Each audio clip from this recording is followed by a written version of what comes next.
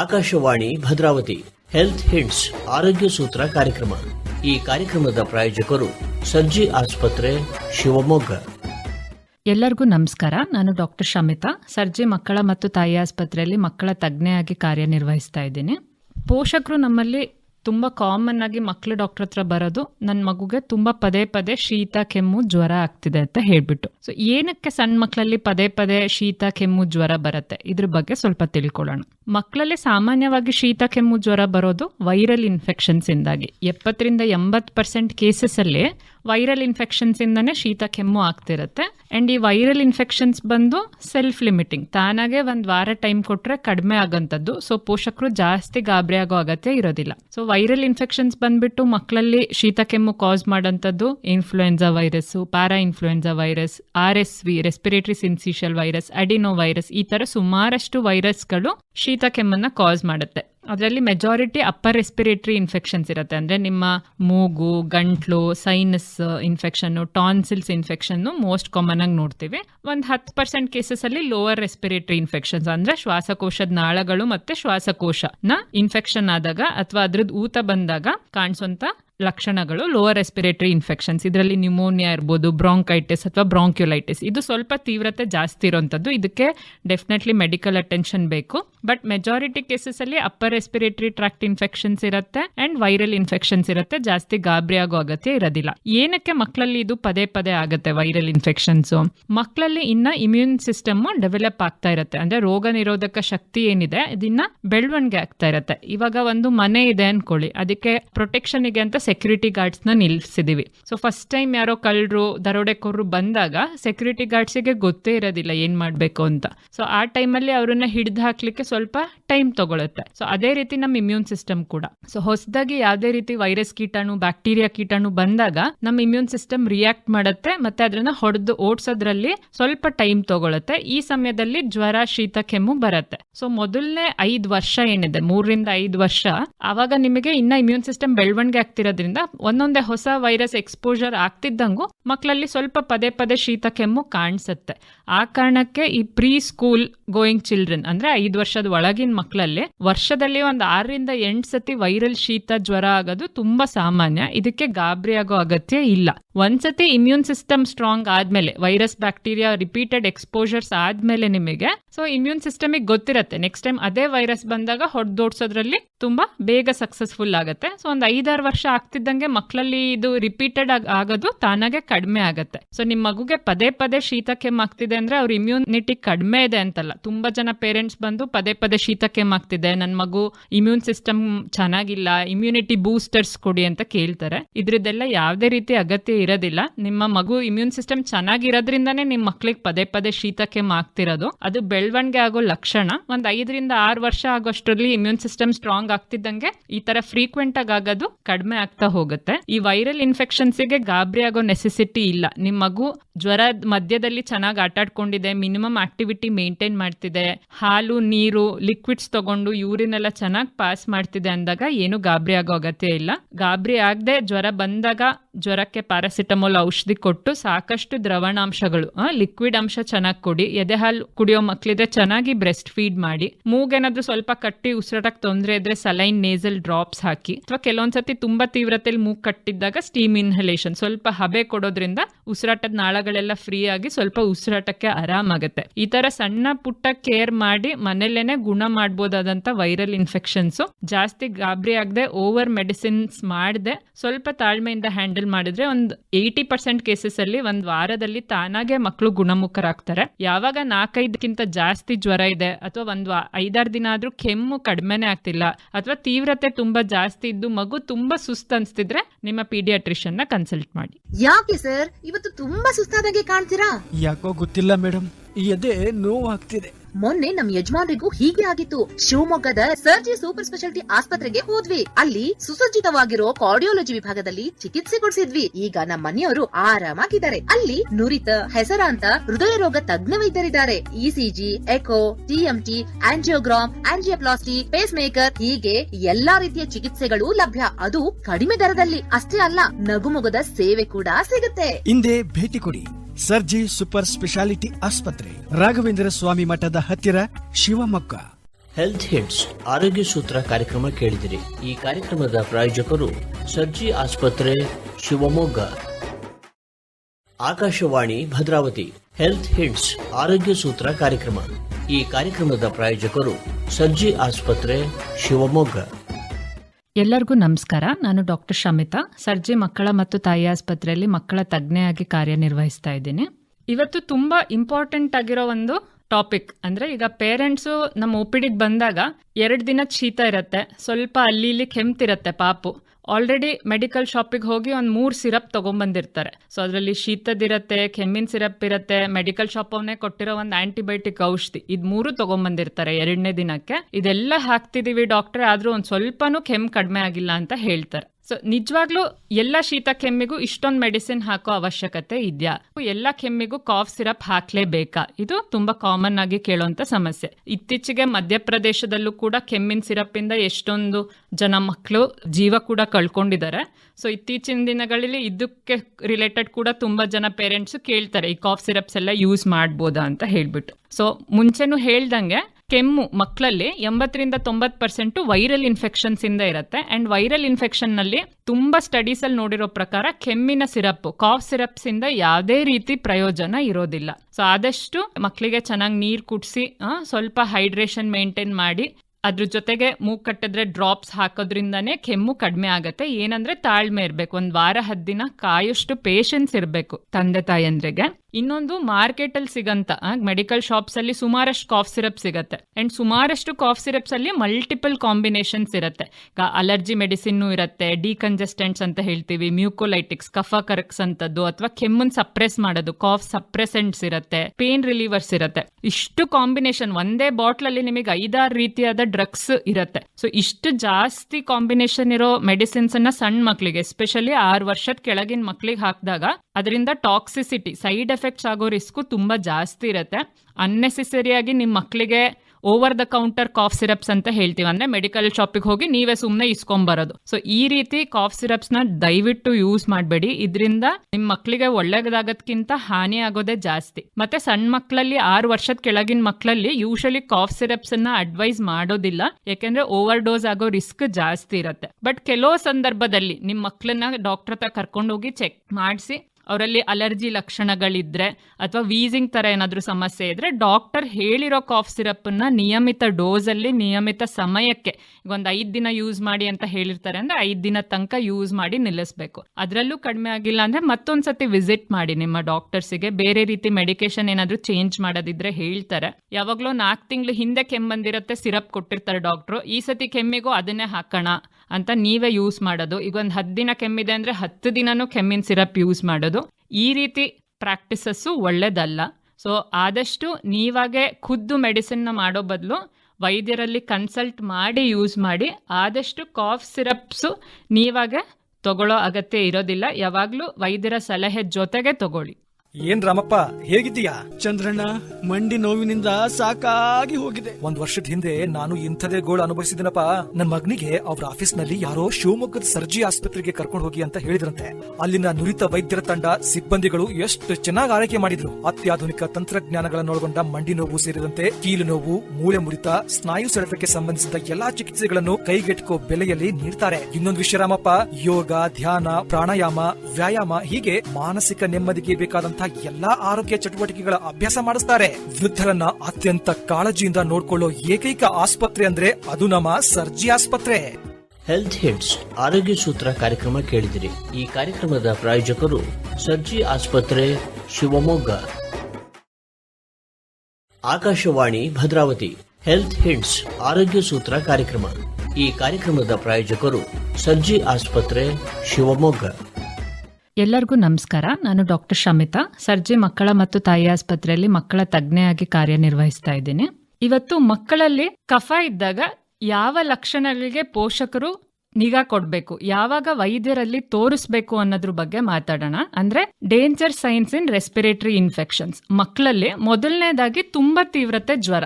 ಯಾವುದೇ ಜ್ವರ ಸಣ್ಣ ಪ್ರಮಾಣದಾಗಿದ್ದು 2-3 ದಿನದ ಒಳಗೆ ವಾಸಿ ಆಗ್ತಿದೆ ಅಂದಾಗ ಯೂಶಲಿ ವೈರಲ್ ಇನ್ಫೆಕ್ಷನ್ಸ್ ಇಂದ ಇರುತ್ತೆ. ಇದಕ್ಕೆ ಜಾಸ್ತಿ ಗಾಬರಿ ಆಗೋ ಅಗತ್ಯ ಇರೋದಿಲ್ಲ. ಯಾವುದೇ ಮಗುಗೆ ತುಂಬಾ high grade fever 102 degree 103 degree continuous ಆಗಿ ಬರ್ತಿದೆ, ಜ್ವರದ ಸಿರಪ್ ಅಂದರೆ ಪ್ಯಾರಾಸಿಟಮೋಲ್ ಔಷಧಿ ಹಾಕಿದ್ರೂ 1 ಗಂಟೆ 2 ಗಂಟೆ ಆದರೂ ಕಡಿಮೆ ಆಗ್ತಿಲ್ಲ, ಅಥವಾ ಯಾವುದೇ ಹೈ ಫೀವರು 3 ರಿಂದ 4 ದಿನಕ್ಕಿಂತ ಜಾಸ್ತಿ ಉಳ್ಕೊಂಡಾಗ ವೈದ್ಯರಲ್ಲಿ ಕನ್ಸಲ್ಟ್ ಮಾಡಬೇಕಾಗತ್ತೆ. ಜ್ವರದ ಜೊತೆಗೆ ತೀವ್ರ ಸುಸ್ತು, ಮಗು ಎಚ್ಚರನೇ ಆಗ್ತಿಲ್ಲ, ತುಂಬ ಮಲಗಿದೆ, ತೀರಾ ಹಾಲೇ ಕುಡಿತಾ ಇಲ್ಲ, ಈ ರೀತಿ ಲಕ್ಷಣಗಳು ಕಾಣಿಸಿದಾಗ ಡೆಫಿನೆಟ್ಲಿ ನಿಮ್ಮ ಮಕ್ಕಳ ಡಾಕ್ಟ್ರಿಗೆ ತೋರಿಸ್ಬೇಕಾಗತ್ತೆ. ಇನ್ನೊಂದು, ಶೀತ ಕೆಮ್ಮು ಆದಾಗ ಮಕ್ಕಳಲ್ಲಿ ಉಸಿರಾಟದ ತೊಂದರೆ ಕಾಣಿಸಿದ್ರೆ ಇದು ಎಲ್ಲಾ ಪೋಷಕರು ಗಮನಿಸಬೇಕಾಗಿರೋಂಥದ್ದು.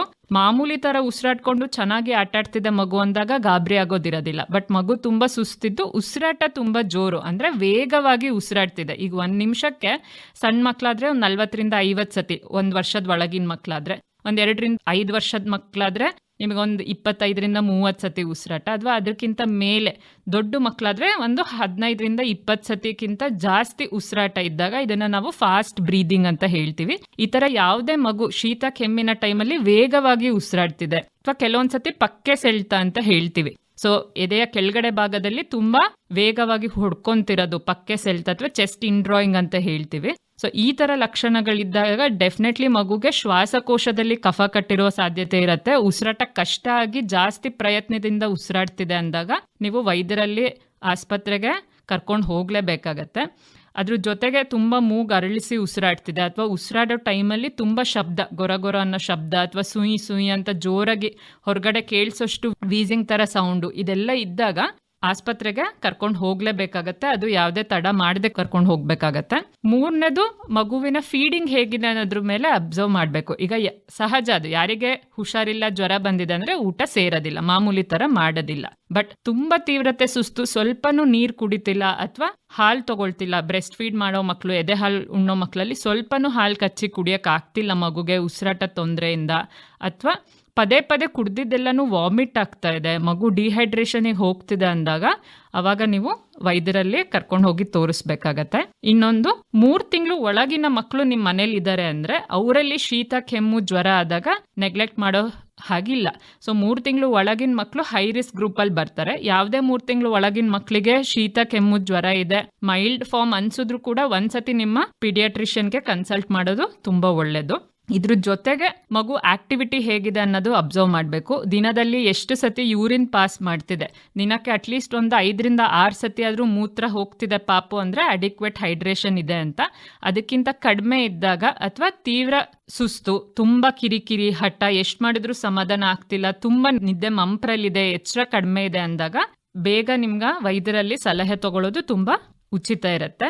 ಈಗ ಮಾಮೂಲಿ ವೈರಲ್ ಇನ್ಫೆಕ್ಷನ್ ಆದಾಗ ಕೆಮ್ಮು ವಾಸಿ ಆಗ್ಲಿಕ್ಕೆ 10 ರಿಂದ 12 ದಿನ ಕಾಮನ್ ಆಗಿ ತಗೊಳತ್ತೆ. ನಿಮ್ಮ ಮಗುಗಿದ್ ಯಾವುದೇ ಡೇಂಜರ್ ಲಕ್ಷಣಗಳಿಲ್ಲ, ಮಗು ಚೆನ್ನಾಗಿ ಊಟ ಮಾಡ್ತಿದೆ, ಆಕ್ಟಿವ್ ಆಗಿದೆ, 3-4 ದಿನ ಜ್ವರ ಬಂದ್ ಬಿಡ್ತು, ಆಮೇಲಿಂದ ಜ್ವರ ಏನು ಕಂಟಿನ್ಯೂ ಆಗ್ತಿಲ್ಲ, ಮೈಲ್ಡ್ ಆಗಿ ಅವಾಗಿವಾಗ ಕೆಮ್ತಾ ಇದೆ ಅಂದಾಗ ಜಾಸ್ತಿ ವರಿ ಮಾಡೋ ಅಗತ್ಯ ಇರೋದಿಲ್ಲ. ಬಟ್ ಯಾವುದೇ ಕೆಮ್ಮು 2 ವಾರದಿಂದ ಮೇಲ್ ಉಳ್ಕೋತು, ಅಥವಾ 2 ವಾರದ ಮೇಲಿನ ಜ್ವರ ಇದೆ, ಕಫದಲ್ಲಿ ನಿಮಗೆ ಬ್ಲಡ್ ಏನಾದ್ರೂ ಬಂತು, ಮಗುಗೆ ಊಟ ಸೇರ್ತಿಲ್ಲ, 2 ವಾರದ ಮೇಲೆ ಊಟ ಸೇರ್ತಿಲ್ಲ, ಅಥವಾ ವೇಟ್ ಲಾಸ್ ಏನಾದ್ರೂ ಆಗಿದ್ರೆ ಡೆಫಿನೆಟ್ಲಿ ನಿಮ್ಮ ಪೀಡಿಯಾಟ್ರಿಷಿಯನ್ ಅನ್ನ ಕನ್ಸಲ್ಟ್ ಮಾಡಿ. ಶಿವಮೊಗ್ಗದ ಸರ್ಜಿ ಆಸ್ಪತ್ರೆಯಲ್ಲಿ ಮೊಡವೆ, ಡ್ಯಾಂಡ್ರಫ್, ಭಂಗು, ಹುಳುಕಡ್ಡಿ, ಅಲರ್ಜಿ, ತೊನ್ನು, ಇಸುಬು, ಸರ್ಪ ಹುಣ್ಣು, ನರಗುಳ್ಳೆ ತಗ್ಸೋದು, ಹಂಗೆ ಮುಖದಲ್ಲಿರೋ ಕೂದಲು ತೆಗೆಯೋದು, ಹಿಂಗೆ ಎಲ್ಲಾ ರೀತಿಯ ಚಿಕಿತ್ಸೆ ಮಾಡ್ತಾರೆ.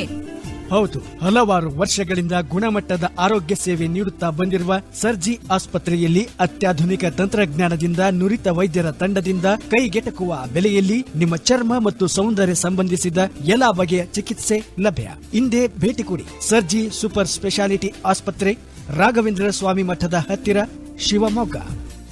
ಹೆಲ್ತ್ ಹಿಟ್ಸ್ ಆರೋಗ್ಯ ಸೂತ್ರ ಕಾರ್ಯಕ್ರಮ ಕೇಳಿದಿರಿ. ಈ ಕಾರ್ಯಕ್ರಮದ ಪ್ರಾಯೋಜಕರು ಸರ್ಜಿ ಆಸ್ಪತ್ರೆ, ಶಿವಮೊಗ್ಗ. ಆಕಾಶವಾಣಿ ಭದ್ರಾವತಿ.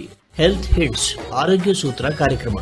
ಈ ಕಾರ್ಯಕ್ರಮದ ಪ್ರಾಯೋಜಕರು ಸರ್ಜಿ ಆಸ್ಪತ್ರೆ, ಶಿವಮೊಗ್ಗ. ಎಲ್ಲರಿಗೂ ನಮಸ್ಕಾರ. ನಾನು ಡಾಕ್ಟರ್ ಶಮಿತಾ, ಸರ್ಜಿ ಮಕ್ಕಳ ಮತ್ತು ತಾಯಿ ಆಸ್ಪತ್ರೆಯಲ್ಲಿ ಮಕ್ಕಳ ತಜ್ಞೆಯಾಗಿ ಕಾರ್ಯನಿರ್ವಹಿಸ್ತಾ ಇದ್ದೀನಿ. ಈಗ ಚಳಿಗಾಲ ಸ್ಟಾರ್ಟ್ ಆಗಿದೆ, ತುಂಬಾ ಜನ ಮಕ್ಕಳು ವೀಸಿಂಗ್ ತೊಂದರೆ, ಕೆಮ್ಮು ಇಂದ ತುಂಬಾ ಜನ ಬರ್ತಾ ಇದ್ದಾರೆ. ಸೊ ಏನಿದು ವೀಸಿಂಗು, ಏನಕ್ಕೆ ಡಾಕ್ಟರ್ಸ್ ನೆಬ್ಯುಲೈಸೇಷನ್ ಅನ್ನ ಅಡ್ವೈಸ್ ಮಾಡ್ತಾರೆ ಅನ್ನೋದ್ರ ಬಗ್ಗೆ ಸ್ವಲ್ಪ ತಿಳ್ಕೊಳ್ಳೋಣ. ತುಂಬಾ ಜನ ಪೋಷಕರು ಈಗ ಮಕ್ಕಳು ಕೆಮ್ಮಂತ ಬಂದಾಗ ಚೆಕ್ ಮಾಡಿದಾಗ ವೀಸಿಂಗ್ ಇರುತ್ತೆ. ಸೊ ವೀಸಿಂಗ್ ಅಂದ್ರೆ ಗಾಳಿ ಹೋಗೋ ನಾಳಗಳು, ಏರ್ ವೇಸ್ ಅಂತ ಹೇಳ್ತೀವಿ. ಅದು ಸಡನ್ ಆಗಿ ವೈರಲ್ ಇನ್ಫೆಕ್ಷನ್ ನ ಎಫೆಕ್ಟ್ ನಿಂದಾಗಿ, ಅಥವಾ ಕೆಲವೊಬ್ಬರಲ್ಲಿ ಅಸ್ಥಮಾ ಅಥವಾ ಅಲರ್ಜಿಯ ಎಫೆಕ್ಟ್ ಇಂದಾಗಿ ಅದು ನ್ಯಾರೋ ಡೌನ್ ಆಗ್ಬಿಟ್ಟಿರತ್ತೆ, ಅಂದ್ರೆ ತುಂಬಾ ಫುಲ್ ಕ್ಲೋಸ್ ಆಗ್ಬಿಟ್ಟಿರತ್ತೆ. ಸೊ ಸೊ ಕ್ಲೋಸ್ ಆದಾಗ ಗಾಳಿ ಹೋಗಕ್ಕೆ ಜಾಗ ಇರೋದಿಲ್ಲ, ಉಸಿರಾಡಿದಾಗ ಸುಯಿ ಸುಯಿ ಅನ್ನೋ ಶಬ್ದ ಬರ್ತಿರತ್ತೆ. ಇದಕ್ಕೆ ಬೆಸ್ಟ್ ಟ್ರೀಟ್ಮೆಂಟ್ ಬಂದು ಇರೋದು ನೆಬ್ಯುಲೈಸೇಷನ್, ಅಥವಾ ತುಂಬಾ ಲಾಂಗ್ ಟರ್ಮ್ ಇಂದ ಇದ್ದಾಗ ಅಲರ್ಜಿ ಅಥವಾ ಅಸ್ತಮಾ ತರ ಲಕ್ಷಣಗಳಿದ್ದಾಗ ಇನ್ಹೇಲರ್ನ ಅಡ್ವೈಸ್ ಮಾಡ್ತೀವಿ. ಬಟ್ ಇದನ್ನ ಅಡ್ವೈಸ್ ಮಾಡಿದಾಗ ತುಂಬಾ ಜನ ಪೇರೆಂಟ್ಸ್ ಗಾಬರಿ ಆಗ್ತಾರೆ, ಇದನ್ನ ಕೊಡ್ಲಿಕ್ಕೆ ಹಿಂಜರ್ಕೊಂತಾರೆ. ಯಾಕೆಂದ್ರೆ ಇದರಿಂದ ಮಕ್ಕಳಿಗೆ ಶ್ವಾಸಕೋಶಕ್ಕೆ, ಹೃದಯಕ್ಕೆ ತೊಂದರೆ ಆಗತ್ತೆ, ಅಥವಾ ಒಂದ್ಸತಿ ಕೊಟ್ರೆ ಪದೇ ಪದೇ ಕೊಡ್ತಾನೆ ಇರ್ಬೇಕಾ, ನೆಕ್ಸ್ಟ್ ಸತಿ ಕೆಮ್ಮು ಬಂದಾಗ್ಲೂ ಇದನ್ನ ಹಾಕ್ಲೇಬೇಕಾ, ಇದರಿಂದ ಮಕ್ಕಳು ಇದಕ್ಕೆ ಅಡಿಕ್ಟ್ ಆಗ್ಬಿಡ್ತಾರ, ನೆಕ್ಸ್ಟ್ ಸತಿ ಕೆಮ್ಮು ಬಂದ್ರೆ ಇದು ಹಾಕದೆ ಹೋಗೋದೇ ಇಲ್ವಾ, ಈ ತರ ಎಲ್ಲ ತುಂಬಾ ಪೇರೆಂಟ್ಸಿಗೆ ಗಾಬರಿ ಇರುತ್ತೆ. ಇದರಲ್ಲಿ ಏನ್ ನಿಜ ಏನ್ ಇದು ಅಂತ ಒಂದ್ಸತಿ ನೋಡೋಣ. ನೆಬ್ಯುಲೈಸೇಷನ್ ಅಂದ್ರೆ ಅದರಲ್ಲಿ ಒಂದು ಔಷಧಿ ಇರುತ್ತೆ, ಅದನ್ನ ನೀವು ನೆಬ್ಯುಲೈಸೇಷನ್ ಮಷೀನಿಗೆ ಹಾಕಿ ಕೊಟ್ಟಾಗ ಮಿಸ್ಟ್ ಫಾರ್ಮಲ್ಲಿ ಬರುತ್ತೆ. ಅದು ಶ್ವಾಸಕೋಶಕ್ಕೆ ಹೋಗಿ ಬೇಗ ಕೆಲಸ ಮಾಡುತ್ತೆ. ಎಲ್ಲಿ ಹೇಳ್ದಂಗೆ ಶ್ವಾಸಕೋಶದ ನಾಳಗಳೆಲ್ಲ ಮುಚ್ಕೊಂಡ್ಬಿಟ್ಟಿರುತ್ತೆ, ಅದನ್ನ ಓಪನ್ ಮಾಡ್ಲಿಕ್ಕೆ ಇದು ಹೆಲ್ಪ್ ಮಾಡುತ್ತೆ. ಸೊ ನೆಬ್ಯುಲೈಸೇಷನ್ ಬಂದ್ಬಿಟ್ಟು ಡೆಫಿನೆಟ್ಲಿ ನಿಮ್ ಶ್ವಾಸಕೋಶಕ್ಕಾಗ್ಲಿ ಹೃದಯಕ್ಕಾಗ್ಲಿ ಯಾವುದೇ ರೀತಿ ತೊಂದರೆ ಮಾಡೋಂಥ ಮೆಡಿಸಿನ್ ಅಲ್ಲ. ಇದನ್ನ ಒಂದ್ಸತಿ ಹಾಕೋದ್ರಿಂದ ಪದೇ ಪದೇ ಹಾಕ್ಲೇಬೇಕು ಅನ್ನೋ ಪರಿಸ್ಥಿತಿನೂ ಇರೋದಿಲ್ಲ. ಸೊ ಇದನ್ನ ಸೇಫ್ ಆಗಿ ಯೂಸ್ ಮಾಡ್ಬೋದು. ನಿಮಗೆ ಕೆಮ್ಮಿನ ಸಿರಪ್ ತಗೊಂಡಾಗ ಕೆಮ್ಮಿನ ಸಿರಪ್ ಬಾಯಿಂದ ತಗೋತೀರಾ, ಹೊಟ್ಟೆಗೆ ಹೋಗುತ್ತೆ, ರಕ್ತಕ್ಕೆ ಸೇರತ್ತೆ, ರಕ್ತಕ್ಕೆ ಸೇರಿ ಆಮೇಲೆ ಶ್ವಾಸಕೋಶಕ್ಕೆ ಕೆಲಸ ಮಾಡಬೇಕು. ಸೊ ಏನ್ ಒಂದ್ಸತಿ ರಕ್ತಕ್ಕೆ ಸೇರಿದ್ಮೇಲೆ ಅದು ಬರೀ ಶ್ವಾಸಕೋಶದ ಮೇಲೆ ಅಷ್ಟೇ ಕೆಲಸ ಮಾಡಲ್ಲ, ಬೇರೆ ಅಂಗಾಂಗಗಳಿಗೂ ಎಫೆಕ್ಟ್ ಮಾಡುತ್ತೆ. ಇದನ್ನ ಸೈಡ್ ಎಫೆಕ್ಟ್. ಸೊ ಕೆಮ್ಮಿನ ಸಿರಪ್ ಇಂದ ಸೈಡ್ ಎಫೆಕ್ಟ್ಸ್ ಜಾಸ್ತಿ ಇರುತ್ತೆ. ಆದ್ರೆ ನೀವು ಅದನ್ನೇ ನೆಬ್ಯುಲೈಸೇಷನ್ ಮುಖಾಂತರ ಅಥವಾ ಇನ್ಹೇಲರ್ ಮುಖಾಂತರ ಕೊಟ್ಟಾಗ ಇದು ಡೈರೆಕ್ಟ್ ನಿಮ್ಗೆ ಉಸಿರಾಟದ ನಾಳಗಳ ಮೇಲೆ ಆಕ್ಟ್ ಮಾಡೋದ್ರಿಂದ ರಕ್ತಕ್ಕೆ ಸೇರೋದೇ ಇಲ್ಲ. ಆದ್ರಿಂದ ಸೈಡ್ ಎಫೆಕ್ಟ್ಸ್ ಕಡಿಮೆ. ಇದರಲ್ಲಿ ನೆಬ್ಯುಲೈಸೇಷನ್ ಅಥವಾ ಇನ್ಹೇಲರ್ ಸೈಡ್ ಎಫೆಕ್ಟ್ಸ್ ಕಡಿಮೆ ಮತ್ತೆ ಜಾಸ್ತಿ effective. It is more effective. ಯಾಕೆಂದ್ರೆ ಡೈರೆಕ್ಟ್ ಆಗಿ ಎಲ್ಲಿ ಪ್ರಾಬ್ಲಮ್ ಇದೆ ಅಲ್ಲೇ ಹೋಗಿ ಕೆಲಸ ಮಾಡ್ತಿದೆ. ಮತ್ತೆ ಫಾಸ್ಟರ್ ಆಕ್ಷನ್. ಸಿರಪ್ ಆದ್ರೆ ಕುಡ್ದು 1 ಗಂಟೆ ಬೇಕು ಕೆಲಸ ಮಾಡ್ಲಿಕ್ಕೆ. ನೆಬ್ಯುಲೈಸೇಷನ್ ಆದ್ರೆ ವಿತ್ ಇನ್ ಮಿನಿಟ್ಸ್, 5 ನಿಮಿಷ 10 ನಿಮಿಷದೊಳಗೆ ನಿಮಗೆ ವೀಸಿಂಗ್ ತೊಂದರೆ ಇದ್ದವರಿಗೆ ಆರಾಮಾಗತ್ತೆ, ಉಸಿರಾಟದ ತೊಂದರೆ ಎಲ್ಲ. ಸೊ ಈ ಕಾರಣಕ್ಕೆ ನೆಬ್ಯುಲೈಸೇಷನ್ ಬಂದ್ಬಿಟ್ಟು ಈ ಪ್ರೆಸೆಂಟ್ ಸಿಚುಯೇಷನ್ ಅಲ್ಲಿ one of the best drugs and most effective drugs ಕೆಮ್ಮು ಅಥವಾ ವೀಸಿಂಗಿಗೆ. ಸೊ ಇದನ್ನ ಯೂಸ್ ಮಾಡೋದ್ರಿಂದ ಯಾವುದೇ ರೀತಿ ನಿಮ್ಮ ಮಕ್ಕಳಿಗೆ ತೊಂದರೆ ಆಗಲ್ಲ, ಅಡಿಕ್ಷನ್ ಆಗೋದಿಲ್ಲ. ಸೊ ಡಾಕ್ಟರ್ ಅಡ್ವೈಸ್ ಮಾಡ್ತಾ ಇದ್ದಾರೆ ಅಂದ್ರೆ ಡೆಫಿನೆಟ್ಲಿ ಅದನ್ನ ಯೂಸ್ ಮಾಡಿ. ಎಷ್ಟು ದಿನಕ್ಕೆ ಹೇಳಿರ್ತಾರೆ ಅಷ್ಟು ದಿನ ಅಷ್ಟೇ ಯೂಸ್ ಮಾಡಿ. ಇನ್ನ ಕೆಲವೊಬ್ರು ಇರ್ತಾರೆ, ಸೊ ಜಸ್ಟ್ ಒಂದ್ ಸ್ವಲ್ಪ ಮೂಗ್ ಕಟ್ಟಿರತ್ತೆ, ಮೈ ಎಲ್ಲ ಕೆಮ್ತಿರ್ತಾರೆ, ಮೇಡಮ್ ಲಾಸ್ಟ್ ಟೈಮು ನೆಬ್ಯುಲೈಸೇಷನ್ ಕೊಟ್ಟಿದ್ರು, ಅದಕ್ಕೆ ಈ ಸತಿ ನಾನೇ ಮನೇಲಿ ನೆಬ್ಯುಲೈಸೇಷನ್ ಹಾಕೊಂಡ್ಬಿಟ್ಟೆ ಅಂತ. ಈ ರೀತಿನೂ ತಪ್ಪು. ಸೊ ಯಾಕೆ ಅಂದ್ರೆ ಎಲ್ಲಾ ಸಮಸ್ಯೆಗಳಿಗೂ ನೆಬ್ಯುಲೈಸೇಷನ್ ಅಗತ್ಯ ಇರೋದಿಲ್ಲ. ಯಾವಾಗ ಶ್ವಾಸಕೋಶದ್ದು ಮತ್ತೆ ಒಳಗಡೆ ವೀಸಿಂಗ್ ಸಮಸ್ಯೆ ಇದೆ ಅದು ಡಾಕ್ಟರ್ ಚೆಕ್ ಮಾಡಿ ಹೇಳ್ತಾರೆ, ಅವಾಗಷ್ಟೇ ನೆಬ್ಯುಲೈಸೇಷನ್ ನ ಯೂಸ್ ಮಾಡಿ. ಓವರ್ ಯೂಸು ಒಳ್ಳೇದಲ್ಲ, ಅಡ್ವೈಸ್ ಮಾಡಿದಾಗ ಯೂಸ್ ಮಾಡದೇ ಇರೋದು ಒಳ್ಳೇದಲ್ಲ. ಆ ಕಾರಣಕ್ಕೆ ಯಾವುದೇ ನಿಮ್ಮ ಮಕ್ಕಳಿಗೆ 1 ವಾರದ ಮೇಲಿನ ಕೆಮ್ಮಿದೆ ಅಥವಾ ಈ ತರ ಉಸಿರಾಟ್ಬೇಕಾದ್ರೆ ಸೌಂಡ್ ವೀಸಿಂಗ್ ತರ ಸಮಸ್ಯೆ ಇದೆ, ಡೆಫಿನೆಟ್ಲಿ ಒಂದ್ಸತಿ ನಿಮ್ಮ ಮಕ್ಕಳು ಡಾಕ್ಟರ್ ಹತ್ರ ಚೆಕ್ ಮಾಡಿಸ್ಕೊಂಡ್ಬಿಟ್ಟು ಅವ್ರು ಕೇಳೋ ಅಡ್ವೈಸ್ ಆಗಿ ಫಾಲೋ ಮಾಡಿ. ಯಾಕೆ ಸರ್ ಇವತ್ತು ತುಂಬಾ ಸುಸ್ತಾದಾಗೆ ಕಾಣ್ತೀರಾ? ಯಾಕೋ ಗೊತ್ತಿಲ್ಲ ಮೇಡಮ್, ಈ ಎದೆ ನೋವು ಆಗ್ತಿದೆ. ಮೊನ್ನೆ ನಮ್ ಯಜಮಾನ್ರಿಗೂ ಹೀಗೆ ಆಗಿತ್ತು. ಶಿವಮೊಗ್ಗದ ಸರ್ಜಿ ಸೂಪರ್ ಸ್ಪೆಷಾಲಿಟಿ ಆಸ್ಪತ್ರೆಗೆ ಹೋದ್ವಿ. ಅಲ್ಲಿ ಸುಸಜ್ಜಿತವಾಗಿರೋ ಕಾರ್ಡಿಯಾಲಜಿ ವಿಭಾಗದಲ್ಲಿ ಚಿಕಿತ್ಸೆ ಕೊಡಿಸಿದ್ವಿ. ಈಗ ನಮ್ಮ ಮನೆಯವರು ಆರಾಮಾಗಿದ್ದಾರೆ. ಅಲ್ಲಿ ನುರಿತ ಹೆಸರಾಂತ ಹೃದಯ ರೋಗ ತಜ್ಞ ವೈದ್ಯರಿದ್ದಾರೆ. ECG, echo, TMT, angiogram, angioplasty, pace maker, ಹೀಗೆ ಎಲ್ಲಾ ರೀತಿಯ ಚಿಕಿತ್ಸೆಗಳು ಲಭ್ಯ. ಅದು ಕಡಿಮೆ ದರದಲ್ಲಿ. ಅಷ್ಟೇ ಅಲ್ಲ, ನಗುಮೊಗದ ಸೇವೆ ಕೂಡ ಸಿಗುತ್ತೆ. ಹಿಂದೆ ಭೇಟಿ ಕೊಡಿ ಸರ್ಜಿ ಸೂಪರ್ ಸ್ಪೆಷಾಲಿಟಿ ಆಸ್ಪತ್ರೆ, ರಾಘವೇಂದ್ರ ಸ್ವಾಮಿ ಮಠದ ಹತ್ತಿರ, ಶಿವಮೊಗ್ಗ. ಹೆಲ್ತ್ ಹಿಟ್ಸ್ ಆರೋಗ್ಯ ಸೂತ್ರ ಕಾರ್ಯಕ್ರಮ ಕೇಳಿದಿರಿ. ಈ ಕಾರ್ಯಕ್ರಮದ ಪ್ರಾಯೋಜಕರು ಸರ್ಜಿ ಆಸ್ಪತ್ರೆ, ಶಿವಮೊಗ್ಗ. ಆಕಾಶವಾಣಿ ಭದ್ರಾವತಿ. ಹೆಲ್ತ್ ಹಿಟ್ಸ್ ಆರೋಗ್ಯ ಸೂತ್ರ ಕಾರ್ಯಕ್ರಮ. ಈ ಕಾರ್ಯಕ್ರಮದ ಪ್ರಾಯೋಜಕರು ಸರ್ಜಿ ಆಸ್ಪತ್ರೆ, ಶಿವಮೊಗ್ಗ. ಎಲ್ಲರಿಗೂ ನಮಸ್ಕಾರ. ನಾನು ಡಾಕ್ಟರ್ ಶಮಿತಾ, ಸರ್ಜಿ ಮಕ್ಕಳ ಮತ್ತು ತಾಯಿ ಆಸ್ಪತ್ರೆಯಲ್ಲಿ ಮಕ್ಕಳ ತಜ್ಞೆಯಾಗಿ ಕಾರ್ಯನಿರ್ವಹಿಸ್ತಾ ಇದ್ದೀನಿ. ಸಣ್ಣ ಮಕ್ಕಳಲ್ಲಿ ನಾವು ಪದೇ ಪದೇ ಇನ್ಫೆಕ್ಷನ್ಸ್ಗಳನ್ನ ನೋಡ್ತಾ ಇರ್ತೀವಿ. ಅದರಲ್ಲೂ ಶೀತ, ಕೆಮ್ಮು, ಜ್ವರ ಅಂತೂ ಸಣ್ಣ ಮಕ್ಕಳಲ್ಲಿ ಕಾಮನ್ ಆಗಿ ಇದ್ದೇ ಇರುತ್ತೆ. ವರ್ಷದಲ್ಲಿ 1-5-6 ಸತಿ ಅಂತೂ ಬರುತ್ತೆ. ಸೊ ಪೋಷಕರಾಗಿ ನೀವು ಇದನ್ನ ತಡೆಗಟ್ಟಲಿಕ್ಕೆ ಏನೇನ್ ಮಾಡಬಹುದು ಅನ್ನೋದು ಕೆಲವೊಂದಿಷ್ಟು ಮಾಹಿತಿಗಳನ್ನ ನೋಡೋಣ. ಒಂದು, ಮುಖ್ಯವಾಗಿ ಮಕ್ಕಳ ನ್ಯೂಟ್ರಿಷನ್, ಪೌಷ್ಟಿಕ ಆಹಾರ ಕೊಡೋದು ತುಂಬಾ ಇಂಪಾರ್ಟೆಂಟ್ ಆಗುತ್ತೆ. ಸೊ ಸಣ್ಣ ಮಕ್ಕಳಿಗೆ ಬ್ಯಾಲೆನ್ಸ್ಡ್ ಡಯಟ್ ತುಂಬಾ ಇಂಪಾರ್ಟೆಂಟ್. ಮಾಮೂಲಿ ನೀವು ಮನೇಲಿ ಮಾಡೋ ಅನ್ನ, ಚಪಾತಿ, ದೋಸೆ ಇದೆಲ್ಲ ತಿನ್ನಿಸ್ತಾ ಇರ್ತೀರಾ, ಅದ್ರ ಜೊತೆಗೆ ಪ್ರೋಟೀನ್ ರಿಚ್ ಫುಡ್ಸ್ ಬೇಕಾಗತ್ತೆ. ಮೊಟ್ಟೆ ಇರ್ಬೋದು, ಹಾಲು, ಮೊಸರು, ಮೊಳಕೆ ಬರ್ಸಿದ ಕಾಳುಗಳು ಇದೆಲ್ಲ ಜಾಸ್ತಿ ಪ್ರಮಾಣದಲ್ಲಿ ಕೊಡ್ಬೇಕಾಗತ್ತೆ. ಅದ್ರ ಜೊತೆ ಸೊಪ್ಪು ತರಕಾರಿಗಳು ಕಂಪಲ್ಸರಿ ಡಯಟ್ ಅಲ್ಲಿ ಈಗ ಒಂದಿಂದಲೇ ಅಟ್ಲೀಸ್ಟ್ 1 ಅಥವಾ 2 ರೀತಿ ಹಣ್ಣುಗಳು ಮತ್ತೆ 1 ಅಥವಾ 2 ರೀತಿ ತರಕಾರಿ ಪಲ್ಯಗಳನ್ನ ಡೆಫಿನೆಟ್ ಆಗಿ ಇನ್ಕ್ಲೂಡ್ ಮಾಡ್ಬೇಕಾಗತ್ತೆ. ಸೊ 1 ವರ್ಷದ ಒಳಗಿನ ಮಕ್ಕಳಿಗೆ ಕಂಪಲ್ಸರಿ ಬ್ರೆಸ್ಟ್ ಫೀಡಿಂಗ್ ಮಾಡಬೇಕು. ಎದೆ ಹಾಲು ಉಣಿಸೋದ್ರಿಂದ ಎದೆ ಹಾಲಲ್ಲಿ ಇಮ್ಯುನಿಟಿ ಪವರ್ ಹೆಚ್ಚಾಗುವಂತಹ ಅಂಶಗಳು ಇರುತ್ತೆ. ಅದಕ್ಕೆ ಎಲ್ಲರೂ ಬ್ರೆಸ್ಟ್ ಫೀಡಿಂಗಿಗೆ ಆದ್ಯತೆ ಕೊಡ್ಬೇಕಾಗತ್ತೆ, ಎಸ್ಪೆಷಲಿ ಲೆಸ್ ದೆನ್ 6 ಮಂತ್ಸ್ ಮಕ್ಕಳಲ್ಲಿ. ಅದ್ರ ಜೊತೆಗೆ ಬ್ಯಾಲೆನ್ಸ್ ಡಯಟ್ ಮೇಲೆ ಕಾನ್ಸಂಟ್ರೇಟ್ ಮಾಡ್ಬೇಕಾಗತ್ತೆ. ಪದೇ ಪದೇ ಶೀತ ಕೆಮ್ಮಾಗೋ ಮಕ್ಕಳಲ್ಲಿ ತುಂಬಾ ಜನ ಪೇರೆಂಟ್ಸ್ ಬಂದು ಹೇಳ್ತಾರೆ, ಬಾಳೆಹಣ್ಣು ಕೊಟ್ರೆ ಕಫ ಆಗತ್ತಾ ಡಾಕ್ಟ್ರೆ, ಕೊಡ್ಬೋದಾ, ಸೇಬು ಹಣ್ಣೆಲ್ಲ ಕೊಡ್ಬೋದಾ, ಮೊಸರು ತಿನ್ನಿಸ್ಬೋದಾ ಅಂತ. ಡೆಫಿನೆಟ್ಲಿ ತಿನ್ನಿಸ್ಬೋದು. ಹಾಲು, ಮೊಸರು, ಹಣ್ಣುಗಳಿಂದ ಯಾವತ್ತೂ ನಿಮ್ಮ ಮಕ್ಕಳಿಗೆ ಕೆಮ್ಮು ಅಥವಾ ಕಫ ಆಗೋದಿಲ್ಲ. ಬೆಚ್ಚಗಿನ ಹಾಲು, ಫ್ರಿಜ್ ಅಲ್ಲಿ ಇಲ್ಲದೆ ಇರೋ ಮೊಸರು, ರೂಮ್ ಟೆಂಪರೇಚರ್ ಅಲ್ಲಿ ಇರುವಂತ ಮೊಸರು ಮತ್ತೆ ಎಲ್ಲಾ ರೀತಿಯ ಹಣ್ಣು ತರಕಾರಿಗಳನ್ನ ಡೆಫಿನೆಟ್ ಆಗಿ ಕೊಡಿ. ಹಣ್ಣು ತರಕಾರಿ ಸೊಪ್ಪು ಕೊಡೋದ್ರಿಂದ ನಿಮ್ಮ ಮಕ್ಕಳದು ಇಮ್ಯುನಿಟಿ ಚೆನ್ನಾಗತ್ತೆ ಹೊರತು ಅದರಿಂದ ಶೀತ ಕೆಮ್ಮು ಆಗಲ್ಲ. ಶೀತ ಕೆಮ್ಮೆಲ್ಲ ಆಗೋದು ವೈರಲ್ ಇನ್ಫೆಕ್ಷನ್ಸ್ ಇಂದ. ಇನ್ನೊಂದು ಹ್ಯಾಂಡ್ ಹೈಜೀನ್ ತುಂಬಾ ಇಂಪಾರ್ಟೆಂಟ್ ಆಗತ್ತೆ. ಸೊ ಸಾಮಾನ್ಯವಾಗಿ ಹ್ಯಾಂಡ್ ಹೈಜೀನ್ ಅಂತ ಹೇಳಿದ್ರೆ, ಈಗ ದೊಡ್ಡವ್ರು ಇರ್ತಾರೆ ಮಕ್ಕಳಲ್ಲಿ, ಎಸ್ಪೆಷಲಿ ಲೆಸ್ ದೆನ್ 1 ಇಯರ್ ಮಕ್ಳು ಯಾರಾದ್ರೂ ಮನೇಲಿದ್ರೆ ಶೀತ ಕೆಮ್ಮು ಇದ್ದಾಗ ಮಾಸ್ಕ್ ಹಾಕೊಳ್ಳಿ. ಮತ್ತೆ ಮಕ್ಳನ್ನ ಮುಟ್ಬೇಕಾದ್ರೆ ಸ್ಯಾನಿಟೈಸರ್ಸ್ ಅಥವಾ ಒಂದ್ಸತಿ ಹ್ಯಾಂಡ್ ವಾಶ್ ಮಾಡಿಬಿಟ್ಟು ಮಕ್ಕಳನ್ನ ಹ್ಯಾಂಡಲ್ ಮಾಡೋದು ತುಂಬಾ ಒಳ್ಳೇದು. ಇನ್ನೊಂದು ವಾಶ್ರೂಮು, ಟಾಯ್ಲೆಟ್ಸಿಗೆಲ್ಲ ಹೋದ್ಮೇಲೆ ಸೋಪ್ ಹಾಕಿ ಹ್ಯಾಂಡ್ ವಾಶ್ ಮಾಡಿಸಿ ಫುಡ್ ಕೊಡಬೇಕಾಗತ್ತೆ. ಇನ್ನೊಂದು ಮುಖ್ಯವಾದದಂದ್ರೆ ವ್ಯಾಕ್ಸಿನೇಷನ್ಸ್. ಈಗ ಸುಮಾರಷ್ಟು ವ್ಯಾಕ್ಸಿನ್ಸು ಗೌರ್ಮೆಂಟ್ ಕಡೆಯಿಂದ ಕೊಡ್ತಾರೆ. 1.5, 2.5, 3 ತಿಂಗಳಲ್ಲಿ DPT ಇಂಜೆಕ್ಷನ್ಸ್, ನ್ಯೂಮೋಕಾಕಲ್ ವ್ಯಾಕ್ಸಿನ್ ಕೊಡ್ತಾರೆ. ಇದರಲ್ಲೂ ಕೂಡ ರೆಸ್ಪಿರೇಟರಿ ಇನ್ಫೆಕ್ಷನ್ಸ್ ನ ಪ್ರಿವೆಂಟ್ ಮಾಡೋ ವ್ಯಾಕ್ಸಿನ್ಸ್ ಇರುತ್ತೆ. ಡಿಫ್ತೀರಿಯಾ, ಪರ್ಟ್ಯೂಸಿಸ್, ನಾಯಿ ಕೆಮ್ಮು ಅಂತ ಹೇಳ್ತೀವಿ, ನ್ಯೂಮೋಕಾಕಲ್ ವ್ಯಾಕ್ಸಿನ್. ಇದೆಲ್ಲ ನಿಮ್ಮ ಮಕ್ಕಳಲ್ಲಿ ಕಫದ್ related, respiratory infections related problems ನ ಕಡಿಮೆ ಮಾಡೋಂಥ ವ್ಯಾಕ್ಸಿನ್ಸ್. ಡೆಫಿನೆಟ್ಲಿ ಇದು ಗೌರ್ಮೆಂಟ್ ಕಡೆನೇ ಇರೋದ್ರಿಂದ ಈ ವ್ಯಾಕ್ಸಿನ್ಸ್ ಅಂತೂ ಯಾರು ಮಿಸ್ ಮಾಡೋ ಹಾಗಿಲ್ಲ. ಇನ್ನೊಂದು 9ನೇ ತಿಂಗಳಲ್ಲಿ ಮೀಸಲ್ಸ್ ಇಂಜೆಕ್ಷನ್ ಬರುತ್ತೆ. So measles injections MMR vaccine ಅಂತ ಕೊಡ್ತೀವಿ. ಇದು ಕೂಡ ತುಂಬಾ ಇಂಪಾರ್ಟೆಂಟ್. ಮಕ್ಕಳಿಗೆ ಮೀಸಲ್ಸ್ ಇನ್ಫೆಕ್ಷನ್ ಆಗೋದ್ರಿಂದ ಇಮ್ಯುನಿಟಿ ಕಡಿಮೆ ಆದಾಗ ಕಫ ನ್ಯೂಮೋನಿಯಾ ರಿಸ್ಕ್ ತುಂಬಾ ಜಾಸ್ತಿ ಆಗುತ್ತೆ. ಅದಕ್ಕೆ 9ನೇ ತಿಂಗಳಲ್ಲಿ ಡೆಫಿನೆಟ್ ಆಗಿ MMR ಇಂಜೆಕ್ಷನ್ ಒಂದು ಹಾಕಿಸ್ಕೊಳ್ಳಿ. ಇನ್ನು ಗೌರ್ಮೆಂಟ್ ಅಲ್ಲಿ ಇಲ್ಲದೆ ಇರೋಂತ ಕೆಲವೊಂದಿಷ್ಟು ವ್ಯಾಕ್ಸಿನ್ಸ್ ಇರುತ್ತೆ. ಅದು ಶ್ವಾಸಕೋಶದ ರಿಲೇಟೆಡ್ ಅಂತ ಬಂದಾಗ ಇನ್ಫ್ಲೂಯೆನ್ಸಾ ವ್ಯಾಕ್ಸಿನ್ ಅಂತ ಹಾಕ್ತಿವಿ. ಇದು 6ನೇ ತಿಂಗಳು ಕಂಪ್ಲೀಟ್ ಆಗಿರೋ ಮಕ್ಕಳಲ್ಲಿ 2 ಡೋಸಲ್ಲಿ ಕೊಡ್ತೀವಿ. 6ನೇ ತಿಂಗಳಿಗೊಂದು, 7ನೇ ತಿಂಗಳಿಗೊಂದು. ಇನ್ಫ್ಲೂಯೆನ್ಸಾ ಅನ್ನೋದೊಂದು ವೈರಲ್ ಇನ್ಫೆಕ್ಷನ್. ಈ ವೈರಲ್ ಇನ್ಫೆಕ್ಷನ್ ಇಂದ ಸುಮಾರು ಜನ ಮಕ್ಕಳಲ್ಲಿ ಕಫ, ನ್ಯೂಮೋನಿಯಾ, ವೈರಲ್ ನ್ಯೂಮೋನಿಯಾಸ್ ಆಗಿ ತುಂಬಾ ಡೆತ್ಸ್ ಕೂಡ ನೋಡಿದ್ದೀವಿ. ಆ ಕಾರಣಕ್ಕೆ ಇನ್ಫ್ಲೂಯೆನ್ಸಾ ವ್ಯಾಕ್ಸಿನ್ ತುಂಬಾ ಇಂಪಾರ್ಟೆಂಟ್ ಇರುತ್ತೆ. ಇದು 6 ತಿಂಗಳ ಮೇಲ್ಪಟ್ಟು ಎಲ್ಲ ಮಕ್ಕಳು ಅಪ್ ಟು 5 ಇಯರ್ಸ್ ತನಕ ಪ್ರತಿ ವರ್ಷಕ್ಕೆ 1 ಡೋಸ್ ತರ ತಗೊಳ್ಳಿಕ್ಕೆ ಹೇಳ್ತೀವಿ. ಸೊ ಇನ್ಫ್ಲೂಯೆನ್ಸಾ ವ್ಯಾಕ್ಸಿನ್ ಕೂಡ ಇಂಪಾರ್ಟೆಂಟ್ ಇರುತ್ತೆ. ಇದ್ರ ಜೊತೆಗೆ ಒಳ್ಳೆ ನಿದ್ದೆ, ಫಿಸಿಕಲ್ ಆಕ್ಟಿವಿಟಿ, ಅಟ್ಲೀಸ್ಟ್ ದಿನಕ್ಕೆ 1-2 ಗಂಟೆ ಹೊರಗಡೆ ಆಟ ಆಡೋದು, ಈ ಪ್ರಾಕ್ಟೀಸಸ್. ಮತ್ತೆ ಜಂಕ್ ಫುಡ್ಸ್ ನ ಅವಾಯ್ಡ್ ಮಾಡ್ಬೇಕಾಗತ್ತೆ. ಜಂಕ್ ಫುಡ್ಸ್ ಅಂದ್ರೆ ಬೇಕರಿ ಐಟಮ್ಗಳು, ಬಿಸ್ಕೆಟ್, ಬ್ರೆಡ್, ಮೈದಾ ಐಟಮ್ಸ್ಗಳು. ಈಗ ಪ್ಯಾಕೆಟ್ ಅಲ್ಲಿ ಬರೋ ಯಾವುದೇ ಫುಡ್ ಆಗ್ಲಿ ನಿಮ್ಮ ಮಕ್ಕಳಿಗೆ ಒಳ್ಳೇದಲ್ಲ.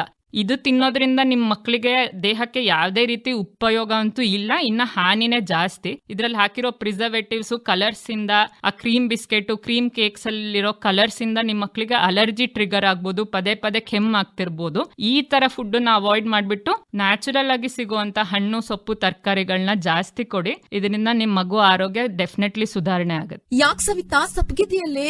ನಮ್ಮ ಯಜಮಾನ್ರು ರಾತ್ರಿ ಇಡೀ ನಿದ್ದೆನೆ ಮಾಡಿಲ್ಲ. ಹೊಟ್ಟೆ ನೋವು ಅಂತ ಮುದ್ದಾಡ್ತಿದ್ರು. ಮೂತ್ರಪಿಂಡದಲ್ಲಿ ಕಲ್ಲಿದೆ, ಆಪರೇಷನ್ ಮಾಡ್ಬೇಕು ಅಂತ ಹೇಳಿದ್ದಾರೆ. ಟೆನ್ಷನ್ ಮಾಡ್ಕೋಬೇಡ. ನಮ್ಮ ಮಾವನವ್ರಿಗೂ ಇದೇ ತರ ಆಗಿತ್ತು. ನಮ್ ಸಂಬಂಧಿಕರೊಬ್ರು ಶಿವಮೊಗ್ಗದ ಸರ್ಜಿ ಆಸ್ಪತ್ರೆ ಬಗ್ಗೆ ಹೇಳಿದ್ರು. ಸರ್ಜಿ ಆಸ್ಪತ್ರೆಗೆ ಕರ್ಕೊಂಡು ಹೋದ್ವಿ. ಅದೊಂದು ಅತ್ಯಾಧುನಿಕ ತಂತ್ರಜ್ಞಾನಗಳನ್ನ ಒಳಗೊಂಡ ಸುಸಜ್ಜಿತವಾದ ಆಸ್ಪತ್ರೆ. ನಿಜಕ್ಕೂ ಇವತ್ತಿನ ಕಾಲಕ್ಕೆ ಹೋಲಿಸಿದ್ರೆ ಅತ್ಯಂತ ಕಡಿಮೆ ದರದಲ್ಲಿ ಶಸ್ತ್ರಚಿಕಿತ್ಸೆ ಮಾಡಿ ಗುಣಮುಖ ಮಾಡಿದ್ರು. ಈಗ ನಮ್ಮ ಮಾವ ಆರಾಮಾಗಿದ್ದಾರೆ. ಥ್ಯಾಂಕ್ಸ್ ಕಣೆ ಮಮತಾ. ಇಂದೇ ಭೇಟಿ ಕೊಡಿ ಸರ್ಜಿ ಸೂಪರ್ ಸ್ಪೆಷಾಲಿಟಿ ಆಸ್ಪತ್ರೆ, ರಾಘವೇಂದ್ರ ಸ್ವಾಮಿ ಮಠದ ಹತ್ತಿರ, ಶಿವಮೊಗ್ಗ. ಹೆಲ್ತ್ ಹಿಟ್ಸ್ ಆರೋಗ್ಯ ಸೂತ್ರ ಕಾರ್ಯಕ್ರಮ ಕೇಳಿದಿರಿ. ಈ ಕಾರ್ಯಕ್ರಮದ ಪ್ರಾಯೋಜಕರು ಸರ್ಜಿ ಆಸ್ಪತ್ರೆ, ಶಿವಮೊಗ್ಗ. ಆಕಾಶವಾಣಿ ಭದ್ರಾವತಿ. ಹೆಲ್ತ್ ಹಿಟ್ಸ್ ಆರೋಗ್ಯ ಸೂತ್ರ ಕಾರ್ಯಕ್ರಮ. ಈ ಕಾರ್ಯಕ್ರಮದ ಪ್ರಾಯೋಜಕರು ಸರ್ಜಿ ಆಸ್ಪತ್ರೆ, ಶಿವಮೊಗ್ಗ. ಎಲ್ಲರಿಗೂ ನಮಸ್ಕಾರ. ನಾನು ಡಾಕ್ಟರ್ ಶಮಿತಾ, ಸರ್ಜಿ ಮಕ್ಕಳ ಮತ್ತು ತಾಯಿ ಆಸ್ಪತ್ರೆಯಲ್ಲಿ ಮಕ್ಕಳ ತಜ್ಞೆಯಾಗಿ ಕಾರ್ಯನಿರ್ವಹಿಸ್ತಾ ಇದ್ದೀನಿ. ಇವತ್ತೊಂದು ಮುಖ್ಯವಾದ ವಿಷಯ, house hold poisoning in children. ಅಂದ್ರೆ ಮನೆಯಲ್ಲಿ ಯೂಸ್ ಮಾಡೋಂಥ ವಸ್ತುಗಳಿಂದ ಮಕ್ಕಳಲ್ಲಿ ಪಾಯ್ಸನಿಂಗ್ ಆಗೋಂಥ ಸಮಸ್ಯೆ ಬಗ್ಗೆ ಮಾತಾಡೋಣ. ನಿಮ್ಮ ಮನೆಯಲ್ಲಿ 5 ವರ್ಷದ ಒಳಗಿನ ಮಕ್ಕಳಿದ್ದಾರೆ ಅಂದ್ರೆ ದಯವಿಟ್ಟು ಕೇಳಿಸ್ಕೊಳ್ಳಿ. ಈ 1-5 ವರ್ಷದ ಮಕ್ಕಳಿಗೆ ತುಂಬಾ ಕುತೂಹಲ ಜಾಸ್ತಿ. ಏನ್ ಸಿಕ್ಕಿದ್ರು ಬಾಯಿಗೆ ಹಾಕೊಂತಾರೆ. ಇದನ್ನ ಎಲ್ಲ ಪೋಷಕರು ಅನುಭವಿಸಿರ್ತಾರೆ. ಸೊ ಈ ಏಜ್ ಗ್ರೂಪ್ ಇರೋ ಮಕ್ಕಳು ನಿಮ್ಮ ಮನೇಲಿದ್ರೆ ಸ್ವಲ್ಪ ಕೇರ್ಫುಲ್ ಆಗಿರ್ಬೇಕು. ನಾವು ದಿನನಿತ್ಯ ಯೂಸ್ ಮಾಡೋಂಥ ಎಷ್ಟೋ ವಸ್ತುಗಳು ಕೆಮಿಕಲ್ಸ್ ಆಗಿರುತ್ತೆ. ಟಾಯ್ಲೆಟ್ ರೂಮಿಂದ ಹಿಡಿದು ಸೋಪು, ಸ್ಯಾನಿಟೈಸರ್ಸು, ಟಾಯ್ಲೆಟ್ ಕ್ಲೀನ್ ಮಾಡಕ್ಕೆ ಯೂಸ್ ಮಾಡೋಂಥ ಆಸಿಡ್ಸ್ ಇರ್ಬೋದು, ಸೊಳ್ಳೆ ಬತ್ತಿಗಳಿರ್ಬೋದು, ಅಥವಾ ದೇವ್ರ ಮನೇಲಿ ಹೋದ್ರೆ ಊದ್ಬತ್ತಿ ಇರುತ್ತೆ, ಕರ್ಪೂರಗಳಿರುತ್ತೆ, ಇದೆಲ್ಲ ಕೂಡ ಕೆಮಿಕಲ್ಸ್. ಅಪ್ಪಿತಪ್ಪಿ ಮಕ್ಳಿದನ್ನ ಬಾಯಿಗೆ ಹಾಕೊಂಡು ಅದು ದೇಹಕ್ಕೆ ಸೇರ್ತು ಅಂದ್ರೆ ಡೆಫಿನೆಟ್ಲಿ ಅದು ವಿಷಕಾರಿಯಾಗಿ ಪರಿವರ್ತನೆ ಆಗುತ್ತೆ. ಈಗ ಟಾಯ್ಲೆಟ್ ಕ್ಲೀನರ್ಸೇ ಇರ್ಬೋದು, ಆಸಿಡ್ ಅಂಶ, ಅದನ್ನ ಕುಡಿದಾಗ ಗಂಟ್ಲಲ್ಲಿ, ಅನ್ನನಾಳದಲ್ಲಿ ಹುಣ್ಣಾಗತ್ತೆ. ಕರ್ಪೂರ ತಿಂದು ಎಷ್ಟೋ ಜನ ಮಕ್ಕಳು ಫಿಟ್ಸ್ ತೊಂದರೆಯಿಂದ ಬಂದಿದ್ದಾರೆ ಹಾಸ್ಪಿಟಲಿಗೆ. ಸೊ ವಾರದಲ್ಲಿ 1 ಅಥವಾ 2 ಮಗು ನಿಮಗೆ ಟರ್ಪೆಂಟೈನ್ ಆಯಿಲ್, ಪೇಂಟ್ ಥಿನ್ನರ್ಸ್, ಅದು ನೀರ್ ತರ ಇರುತ್ತೆ, ಮಾಮೂಲಿ ಬಾಟ್ಲಲ್ಲಿ, ಜ್ಯೂಸ್ ಬಾಟಲ್, ವಾಟರ್ ಬಾಟಲಲ್ಲೋ ಇಟ್ಕೊಂಡಿರ್ತಾರೆ. ಮಕ್ಳಿಗೆ ಗೊತ್ತಾಗಲ್ಲ, ಕುತೂಹಲ ಜಾಸ್ತಿ, ಹೋಗಿ ಕುಡಿತಾರೆ. ಕುಡ್ದಾದ್ಮೇಲೆ ಸ್ಮೆಲ್ ಬಂದಾಗ್ಲೇ ತಂದೆ ತಾಯಿಯಂದ್ರಿಗೆ ಗೊತ್ತಾಗಂಥದ್ದು. ಇನ್ನು ಮೆಡಿಸಿನ್ಗಳು ಕೊಟ್ಟಿರ್ತೀವಿ. ಈಗ ಮೊನ್ನೆ ಒಂದು ಮಗು ಬಂದಿತ್ತು, ಅಕ್ಕಂಗೆ ಹುಷಾರಿರ್ಲಿಲ್ಲ, ಜ್ವರಕ್ಕೆ ಅಂತ ಪ್ಯಾರಾಸಿಟಮಾಲ್ ಔಷಧಿ ತಗೊಂಡು ಹೋಗಿದ್ರು. ಈ ಸಣ್ಣ ಮಗು ಕುತೂಹಲ ಜಾಸ್ತಿ, ಬಾಟಲ್ ತೆಗೆದು ಜ್ಯೂಸ್ ಅನ್ಕೊಂಡು ಇಡೀ ಬಾಟ್ಲು ಪ್ಯಾರಾಸಿಟಮಾಲ್ ಕುಟ್ಕೊಂಡು ಬಂದಿದೆ. ಸೊ ಈವನ್ ಮೆಡಿಸಿನ್ಸ್ ಕೂಡ ಓವರ್ ಡೋಸ್ ಆದಾಗ ಅದು ದೇಹದಲ್ಲಿ ವಿಷಕಾರಿ ಆಗುತ್ತೆ. ಸೊ ಈ ಥರ ಎಲ್ಲ ವಸ್ತುಗಳನ್ನ ಕೇರ್ಫುಲ್ ಆಗಿ ಸ್ಟೋರ್ ಮಾಡ್ಬೇಕು. ನಿಮ್ಮ ಮನೇಲಿ ಈ ಥರ ಏಜ್ ಗ್ರೂಪ್ ಮಕ್ಕಳಿದ್ರೆ ಎಲ್ಲ ಕೆಮಿಕಲ್ ವಸ್ತುಗಳು ಇನ್ಕ್ಲೂಡಿಂಗ್ ಟ್ಯಾಬ್ಲೆಟ್ಸ್. ಈಗ ದೊಡ್ಡವ್ರು ಎಷ್ಟೊಂದು ಜನ BP ಟ್ಯಾಬ್ಲೆಟ್ಸು, ಶುಗರ್ ಟ್ಯಾಬ್ಲೆಟ್ಸ್ ಅಜ್ಜಿ ತಗೊಳ್ತಿರ್ತಾರೆ. ಆ ಮಾತ್ರೆಗಳನ್ನೆಲ್ಲ ಎಲ್ಲೋ ಹಾಗೆ ಇಟ್ಟಿರ್ತೀರ. ಮಕ್ಕಳು ಅಪ್ಪಿತಪ್ಪಿ ಬಾಯಿಗೆ ಹಾಕೊಂಡ್ರೆ ಅವರಲ್ಲಿ ತೊಂದರೆ ಆಗೋ ಸಾಧ್ಯತೆಗಳಿರುತ್ತೆ. ಆ ಕಾರಣಕ್ಕೆ ಇದೆಲ್ಲ ವಸ್ತುಗಳನ್ನ ಮಕ್ಕಳು ಕೈಗೆ ಎಟಕ್ದಿರೋ ಥರ ಮೇಲಿಡಿ, ಕೆಳಗಡೆ ಇಡ್ತೀರಾ ಅಂತ ಅಂದರೆ ಲಾಕ್ ಮಾಡಿ ಇಡಿ. ಎಲ್ಲ ಮೆಡಿಸಿನ್ಸು, ಟ್ಯಾಬ್ಲೆಟ್ಸು, ಸಿರಪ್ಸ್ನ ಮಕ್ಕಳು ಕೈಗೆ ಸಿಗದೇ ಇರೋ ಥರ ಇಡಬೇಕು. ಮತ್ತು ಕುಡಿಸ್ಬೇಕಾದ್ರೆ, ಈಗ ಟ್ಯಾಬ್ಲೆಟ್ ಕೊಡಬೇಕಾದ್ರೆ ಇದು ಚಾಕ್ಲೇಟ್ ಅಂತ ಕೊಡೋದು, ಸಿರಪ್ ಕುಡಿಸ್ಬೇಕಾದ್ರೆ ಜ್ಯೂಸ್ ಕುಡಿ ಅಂತ ಕುಡಿಸೋದು, ಈ ಥರ ಮಾಡಬೇಡಿ. ಸೊ ನೀವು ಇಲ್ಲದೆ ಇರೋ ಟೈಮಲ್ಲಿ ಮಕ್ಕಳದನ್ನ ಜ್ಯೂಸ್ ಅನ್ಕೊಂಡು ಕುಡಿಯೋ ಸಾಧ್ಯತೆ ತುಂಬಾ ಜಾಸ್ತಿ ಇರುತ್ತೆ. ಮತ್ತೆ ಸಣ್ಣ ಮಕ್ಕಳಿದ್ದಾಗ ಆದಷ್ಟು ಒಬ್ರು ದೊಡ್ಡವರು ಅವರನ್ನ ಸೂಪರ್ವೈಸ್ ಮಾಡ್ತಾ ಇರ್ಬೇಕು. ಇದೆಲ್ಲ ಆಕ್ಸಿಡೆಂಟ್ಸ್ ಆಗಬಾರ್ದು ಅಂತ ಹೇಳ್ಬಿಟ್ಟು, ಯಾಕೆಂದ್ರೆ ಯಾವಾಗ್ಲೂ ಪ್ರಿವೆನ್ಷನ್ ಇಸ್ ಬೆಟರ್ ಅಂತ ಹೇಳ್ಬಿಟ್ಟು ಕುಡಿಯೋಕ್ಕೂ ಮುಂಚೆನೆ ಪ್ರಿಕಾಷನ್ನ ತಗೋಬೇಕಾಗತ್ತೆ. ಬಟ್ ಸುಮಾರಷ್ಟು ಸತಿ ಎಷ್ಟೇ ಎಚ್ಚರ ವಹಿಸಿದ್ರು ತಡೆಗಟ್ಲಿಕ್ಕೆ ಆಗೋದಿಲ್ಲ. ಟರ್ಪೆಂಟೈನ್ ಆಯಿಲ್ ಇರ್ಬೋದು, ಟಾಯ್ಲೆಟ್ ಕ್ಲೀನರ್ಸ್ ಇರ್ಬೋದು, ಇದನ್ನೆಲ್ಲ ಕುಡಿದು ಮಕ್ಕಳು ಬರ್ತಾರೆ. ಆ ಥರ ಇನ್ ಕೇಸ್ ನಿಮ್ಮ ಮಗು ಕುಡ್ದಿದ್ದಾಗ ಏನ್ ಮಾಡಬೇಕು? ಫಸ್ಟ್ ಗಾಬರಿ ಆಗೋ ಅಗತ್ಯ ಇಲ್ಲ. ಬಾಯಲ್ಲಿ ಏನಾದ್ರೂ ಕಾಣಿಸಿದ್ರೆ ಅದನ್ನ ಆಚೆ ತೆಗಿರಿ. ಕೆಲವೊಂದ್ಸತಿ ಮೈ ಮೇಲೆ ಎಲ್ಲ ಚೆಲ್ಕೊಂಡ್ಬಿಟ್ಟಿರ್ತಾರೆ. ಸೊ ಫಸ್ಟ್ ಬಟ್ಟೆ ಎಲ್ಲ ತೆಗೆದು ಒಂದ್ಸತಿ ನೀಟಾಗಿ ಮೈಯೆಲ್ಲ ಒರೆಸಿ, ಯಾಕೆಂದ್ರೆ ಸ್ಕಿನ್ ಥ್ರೂನು ಈ ಕೆಮಿಕಲ್ಸ್ ಎಲ್ಲ ದೇಹಕ್ಕೆ ಸೇರುತ್ತೆ. ಸೊ ನೀವಾಗ ಯಾವತ್ತೂ ವಾಂತಿ ಮಾಡಿಸ್ಲಿಕ್ಕೆ ಹೋಗ್ಬೇಡಿ. ಕೆಲವೊಂದಿಷ್ಟು ಕೆಮಿಕಲ್ ಅಂಶ ಏನು ನುಂಗಿರ್ತಾರೆ, ಅದು ಆಚೆ ಬರಬೇಕಾದ್ರೆ ಒಂದು ಅನ್ನನಾಳಗಳಿಗೆಲ್ಲ ಡ್ಯಾಮೇಜ್ ಮಾಡುತ್ತೆ, ಇನ್ನೊಂದು ಶ್ವಾಸಕೋಶಕ್ಕೆ ಸೇರಿ ಕಫ ಆಗೋ ಸಾಧ್ಯತೆಗಳಿರುತ್ತೆ. ಇನ್ನು ಯಾವುದೇ ಮಗು ಸ್ಟೇಬಲ್ ಆಗಿದೆ, ಎಚ್ಚರ ಎಲ್ಲ ಚೆನ್ನಾಗಿದೆ ಅಂತ ಅಂದ್ರೆ ಒಂದ್ಸತಿ ಬಂದು ಹಾಸ್ಪಿಟಲಿಗೆ ತೋರಿಸ್ಬೇಕಾಗತ್ತೆ. ಕೆಲವು ಮಕ್ಕಳು ಈ ತರ ಆದಾಗ ಕೆಲವೊಂದು ಜಾಸ್ತಿ ತೀವ್ರತೆಯಲ್ಲಿ ಎಚ್ಚರ ತಪ್ಪೋದು, ಅಥವಾ ಪದೇ ಪದೇ ವಾಂತಿಯಾಗಿ ಸುಸ್ತಾಗೋದು, ಕೆಲವು ಮಕ್ಕಳಿಗೆ ಫಿಟ್ಸ್ ತರ ಆಗೋದು, ಇದೆಲ್ಲ ಇರುತ್ತೆ. ಈ ತರ ಇದ್ದಾಗ ರಿಕವರಿ ಪೊಸಿಷನ್, ಮಗು ಬಾಯಲ್ಲಿ ಏನಾದ್ರೂ ಇದ್ರೆ ಆಚೆ ತೆಗೆದು ಮಗುನ ಲೆಫ್ಟ್ ಸೈಡಿಗೆ ತಿರುಗಿಸಿ ಮಲಗಿಸಿ ಉಸಿರಾಟ ಆರಾಮಾಗಿದೆ ಅನ್ನೋದನ್ನ ನೋಡ್ಕೊಳ್ಳಿ. ಮತ್ತೆ ನಿಯರ್ ಬೈ ಹಾಸ್ಪಿಟ್ಲಿಗೆ ತಕ್ಷಣವಾಗಿ ಕರ್ಕೊಂಡು ಹೋಗ್ಬೇಕಾಗತ್ತೆ. ಇದಿಷ್ಟು ಮೆಷರ್ಸ್ನ ನೀವು ತಗೊಂಡು ಸೂಕ್ತ ಸಮಯದಲ್ಲಿ ಹಾಸ್ಪಿಟಲಿಗೆ ಕರ್ಕೊಂಡು ಹೋದ್ರೆ ಡೇಂಜರಿಂದ ಪಾರಾಗ್ಬೋದು. ಏನ್ ರಾಮಪ್ಪ, ಹೇಗಿದ್ದೀಯಾ? ಚಂದ್ರಣ್ಣ, ಮಂಡಿ ನೋವಿನಿಂದ ಸಾಕಾಗಿ ಹೋಗಿದೆ. 1 ವರ್ಷದ ಹಿಂದೆ ನಾನು ಇಂಥದೇ ಗೋಳು ಅನುಭವಿಸಿದನಪ್ಪ. ನನ್ನ ಮಗನಿಗೆ ಅವ್ರ ಆಫೀಸ್ ನಲ್ಲಿ ಯಾರೋ ಶಿವಮೊಗ್ಗದ ಸರ್ಜಿ ಆಸ್ಪತ್ರೆಗೆ ಕರ್ಕೊಂಡು ಹೋಗಿ ಅಂತ ಹೇಳಿದ್ರಂತೆ. ಅಲ್ಲಿನ ನುರಿತ ವೈದ್ಯರ ತಂಡ, ಸಿಬ್ಬಂದಿಗಳು ಎಷ್ಟು ಚೆನ್ನಾಗಿ ಆರೈಕೆ ಮಾಡಿದ್ರು. ಅತ್ಯಾಧುನಿಕ ತಂತ್ರಜ್ಞಾನಗಳನ್ನೊಳಗೊಂಡ ಮಂಡಿ ನೋವು ಸೇರಿದಂತೆ ಕೀಲು ನೋವು, ಮೂಳೆ ಮುರಿತ, ಸ್ನಾಯು ಸೆಳೆತಕ್ಕೆ ಸಂಬಂಧಿಸಿದ ಎಲ್ಲಾ ಚಿಕಿತ್ಸೆಗಳನ್ನು ಕೈಗೆಟುಕೋ ಬೆಲೆಯಲ್ಲಿ ನೀಡ್ತಾರೆ. ಇನ್ನೊಂದು ವಿಷಯ ರಾಮಪ್ಪ, ಯೋಗ, ಧ್ಯಾನ, ಪ್ರಾಣಾಯಾಮ, ವ್ಯಾಯಾಮ, ಹೀಗೆ ಮಾನಸಿಕ ನೆಮ್ಮದಿಗೆ ಬೇಕಾದಂತ ಎಲ್ಲಾ ಆರೋಗ್ಯ ಚಟುವಟಿಕೆಗಳ ಅಭ್ಯಾಸ ಮಾಡಿಸ್ತಾರೆ. ವೃದ್ಧರನ್ನ ಅತ್ಯಂತ ಕಾಳಜಿಯಿಂದ ನೋಡ್ಕೊಳ್ಳೋ ಏಕೈಕ ಆಸ್ಪತ್ರೆ ಅಂದ್ರೆ ಅದು ನಮ್ಮ ಸರ್ಜಿ ಆಸ್ಪತ್ರೆ. ಹೆಲ್ತ್ ಹಿಟ್ಸ್ ಆರೋಗ್ಯ ಸೂತ್ರ ಕಾರ್ಯಕ್ರಮ ಕೇಳಿದಿರಿ. ಈ ಕಾರ್ಯಕ್ರಮದ ಪ್ರಾಯೋಜಕರು ಸರ್ಜಿ ಆಸ್ಪತ್ರೆ, ಶಿವಮೊಗ್ಗ. ಆಕಾಶವಾಣಿ ಭದ್ರಾವತಿ. ಹೆಲ್ತ್ ಹಿಟ್ಸ್ ಆರೋಗ್ಯ ಸೂತ್ರ ಕಾರ್ಯಕ್ರಮ. ಈ ಕಾರ್ಯಕ್ರಮದ ಪ್ರಾಯೋಜಕರು ಸರ್ಜಿ ಆಸ್ಪತ್ರೆ, ಶಿವಮೊಗ್ಗ. ಎಲ್ಲರಿಗೂ ನಮಸ್ಕಾರ. ನಾನು ಡಾಕ್ಟರ್ ಶಮಿತಾ, ಸರ್ಜಿ ಮಕ್ಕಳ ಮತ್ತು ತಾಯಿ ಆಸ್ಪತ್ರೆಯಲ್ಲಿ ಮಕ್ಕಳ ತಜ್ಞೆಯಾಗಿ ಕಾರ್ಯನಿರ್ವಹಿಸ್ತಾ ಇದ್ದೀನಿ. ಇವತ್ತು ಮಕ್ಕಳಲ್ಲಿ ಕಾಮನ್ ಆಗಿ ನೋಡುವಂತಹ ಬರ್ನ್ ಇಂಜುರೀಸ್ ಮತ್ತು ಹೆಡ್ ಇಂಜುರಿ, ಅಂದ್ರೆ ತಲೆಗೆ ಪೆಟ್ಟು ಬೀಳೋದು ಅಥವಾ ಸುಟ್ಟು ಗಾಯ, ಇವೆರಡು ಆದಾಗ ಪೋಷಕರಾಗಿ ನೀವು ಏನೇನ್ ಮಾಡ್ಬೇಕು, ಏನೇನ್ ಮಾಡಬಾರ್ದು, ಇದ್ರ ಬಗ್ಗೆ ಕೆಲವೊಂದಿಷ್ಟು ಮಾಹಿತಿನ ಹಂಚ್ಕೊಂತೀನಿ.